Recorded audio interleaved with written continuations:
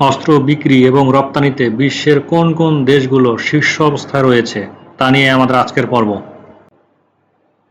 বৈশ্বিক অস্ত্র বাণিজ্য মূলত অল্প কয়েকটি দেশের হাতেই কেন্দ্রীভূত। বিশেষ করে টপ 10 বা শীর্ষ 10 দেশের দখলেই রয়েছে বিশ্বের মোট অস্ত্র রপ্তানির 88%। অন্য সব দেশের সম্মিলিত রপ্তানির হিস্সা বৈশ্বিক রপ্তানির মাত্র 12%। স্টকহোম আন্তর্জাতিক শান্তি গবেষণা প্রতিষ্ঠানের তথ্য অনুসারে অস্ত্র ব্যবসায়ে যুক্তরাষ্ট্র অন্য সব দেশের তুলনায় বেশ এগিয়ে। 2021 থেকে 2025 সময়কালে বিশ্বের মোট অস্ত্র রপ্তানির 42%ই করেছে যুক্তরাষ্ট্র। তাদের অস্ত্র রপ্তানির পরিমাণ দ্বিতীয় বৃহত্তম রপ্তানিকারক ফ্রান্সের তুলনায় 4 গুণেরও বেশি। ফ্রান্স রপ্তানি করে বিশ্বের মোট রপ্তানির 10% অস্ত্র। 7% রপ্তানি নিয়ে তালিকার তৃতীয় স্থানে আছে রাশিয়া। জার্মানি এবং চীন উভয় দেশের অস্ত্র রপ্তানির হার 6% করে। তবে তালিকায় জার্মানি চতুর্থ এবং চীন পঞ্চম স্থান আছে। ষষ্ঠ স্থানে আছে ইতালি, তাদের রপ্তানির হার 5%। এশিয়ার দেশগুলোর মধ্যে দক্ষিণ কোরিয়ার মতো কিছু নতুন সরবরাহকারী দ্রুত তাদের শক্তিশালী করে তুলেছে। দক্ষিণ কোরিয়া 3% রপ্তানি নিয়ে নবম স্থানে রয়েছে। ইসরায়েল 4% এবং যুক্তরাজ্য 3% রপ্তানি নিয়ে সপ্তম এবং অষ্টম স্থানে আছে, আর 2% হিস্সা নিয়ে দশম স্থানে অবস্থান করছে স্পেন। ইউএসএ বহুদিন ধরেই বিশ্বের শীর্ষ অস্ত্র রপ্তানিকারক। সাম্প্রতিক বছরগুলোয় এই অবস্থান আরও পাকাপোক্ত হয়েছে।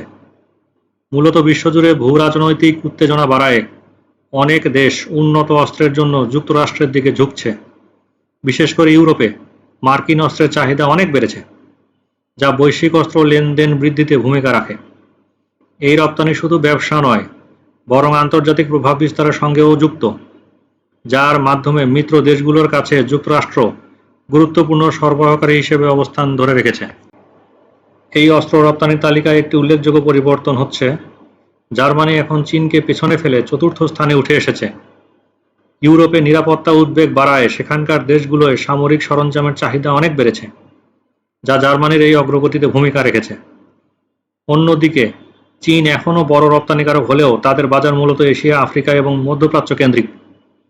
প্রতিযোগিতামূলক দাম, দ্রুত উৎপাদন এবং আধুনিকতা ও কার্যকারিতা ব্যবস্থা, এই 3 কারণে দেশটি দ্রুত বাজার বাড়াচ্ছে। পূর্ব ইউরোপ এবং দক্ষিণ পূর্ব এশিয়ার ট্যাঙ্ক, আর্টিলারি এবং যুদ্ধবিমান সরবরাহে তারা বড় বড় চুক্তি পাচ্ছে। প্রিয় দর্শক, সাম্প্রতিক সময়গুলোতে বাংলাদেশে ছোট এবং মাঝারি আকারের বেশ কিছু ভূমিকম্প সংঘটিত হয়। এই ভূমিকম্পগুলো আবারও একবার আমাদের মনে করিয়ে দিচ্ছে, ভূমিকম্প মোকাবেলায় সচেতনতার আসলে কোনো বিকল্প নেই।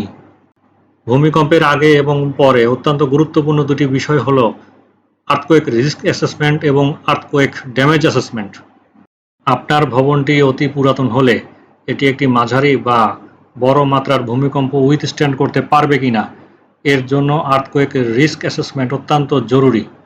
এছাড়াও ভূমিকম্পের পরে আপনার ভবনটি কতটুকু ক্ষতিগ্রস্ত হয়েছে, এটি বসবাসের উপযোগী রয়েছে কিনা তা জানার জন্য প্রয়োজন আর্থকোয়েক ড্যামেজ অ্যাসেসমেন্ট। এই রিস্ক এবং ড্যামেজ অ্যাসেসমেন্টের জন্য ডেসক্রিপশন বক্সে দেখানো নাম্বারে যোগাযোগ করুন। প্রকৌশলী আহসান।